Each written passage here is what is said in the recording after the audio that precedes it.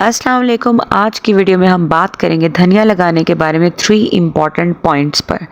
और third point इतना important है कि शर्त लगा लें उसके बगैर आप कभी भी धनिया जल्दी ग्रो कर ही नहीं सकते हैं, बल्कि धनिया क्या कोई भी सब्ज़ी आप जल्दी ग्रो नहीं कर सकते।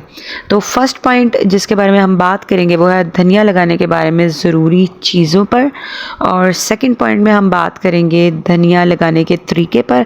और थर्ड और मोस्ट इम्पॉर्टेंट पॉइंट जिस पे हम बात करेंगे वो है कि वो कौन सी गलतियां हैं जो कि हम रिपीट करते हैं, या जिन गलतियों की वजह से हम जल्दी से सब्ज़ी ग्रो नहीं कर पाते हैं।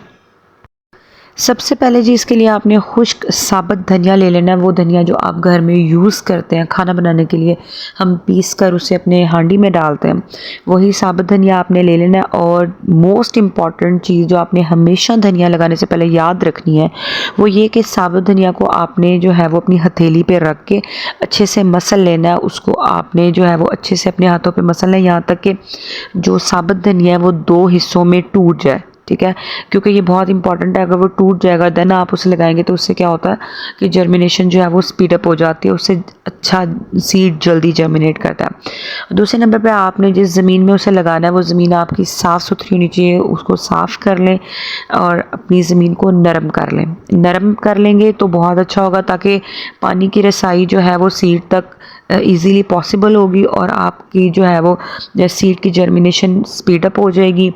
और मोस्ट इम्पॉर्टेंट थिंग इज़ कि आपने गोबर जो है वो डाल लेना। जो गाय का, भैंस का, एनिमल्स का जो गोबर होता है वो आपने ज़मीन पे डाल लेना है। इससे पंजाब साइड पे कलर भी कहते हैं। वो गोबर जो है वो आपने ज़मीन में डाल लेना ताकि आपकी ज़मीन की ज़रख़ेज़ी जो है वो उसमें इजाफ़ा हो जाए और उससे आपकी ज़मीन जो है वो ज़रख़ेज़ होती है और जल्दी से जो है वो चीज़ें आप जो भी सब्ज़ी लगाते हैं वो जल्दी से ग्रो होती है। अब जी बात करते हैं धनिया लगाने के तरीके के बारे में। तो जैसा कि मैंने आपको बताया कि आपने धनिया को हथेली पे रख के मसल लेना है ताकि वो एक जो धनिया का पीस है वो 2 पोर्शंस में डिवाइड हो जाए। इससे आपके सीड की जर्मिनेशन स्पीडअप हो जाएगी, तेज़ हो जाएगी और जल्दी से जर्मिनेट करेगा। अब आपने उसको लगाना कैसे? आपने उसको हथेली पे रखा, आपने हल्के हाथों से मिट्टी को हटाया और आपने कुछ दाने उसके डाल दिए ज़मीन में, जैसे कि आप देख सकते हैं वीडियो में मैं कह रही हूँ। और आपने हल्के हाथों से मिट्टी जो है वो उसके ऊपर डाल दी और दैट्स इट। अब इसमें ये बात है कि आपने मिट्टी को ऊपर से दबाना नहीं है, सीड लगा के अपने हल्के हाथों से यूं ही मिट्टी को उसके ऊपर डाल देना, बिल्कुल हल्के हाथों से, बिल्कुल भी आपने प्रेस नहीं करना, ताकि जो है वो ज़मीन जो है वो सॉफ्ट और नरम ही रहे और पानी जो है वो अच्छे से वहाँ पर बाद में पहुँच सके। अब जी हम बात करेंगे उन गलतियों के बारे में जिनकी वजह से हमारी जो है वो सब्ज़ी ग्रो नहीं करती है, हमारा धनिया जो है वो ग्रो नहीं करेगा।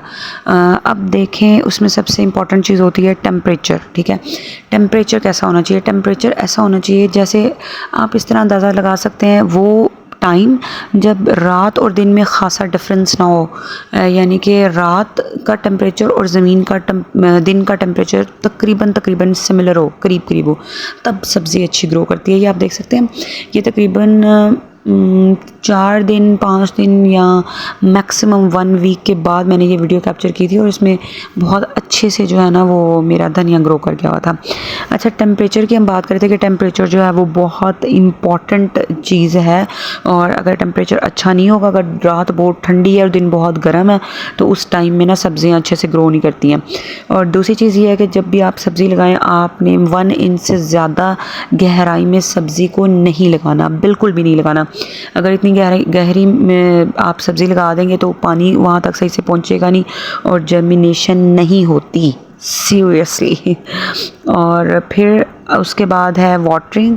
आपने सब्ज़ी लगाने के फ़ौरन बाद ही पानी देना है और पानी बहुत इम्पॉर्टेंट चीज़ है, आपने अच्छे से पानी भी देना है। और द लास्ट थिंग इज़ गोबर आपने डालना है, वो बहुत ज़रूरी है, क्योंकि अगर आप नहीं डालेंगे तो आपकी ज़मीन उस तरह ज़रख़ेज़ नहीं होगी और अच्छे से ग्रो नहीं करेगी। तो ये वो बातें थी जिनका आपने ख़्याल रखना है सब्ज़ी उगाते हुए। ये आप देख सकते हैं मेरा धनिया बहुत अच्छे से ग्रो कर गया। देखें माशाल्लाह, बहुत ही खूबसूरत जो है वो पत्ते निकल आए और बहुत ही अच्छे से ग्रो किया हुआ है। तो आप भी ये कर सकते हैं, बस इन ज़रूरी चीज़ों का ख्याल रखें और मिलते हैं नेक्स्ट वीडियो में। तब तक के लिए अल्लाह हाफ़िज़, रब राखा। पाकिस्तान जिंदाबाद।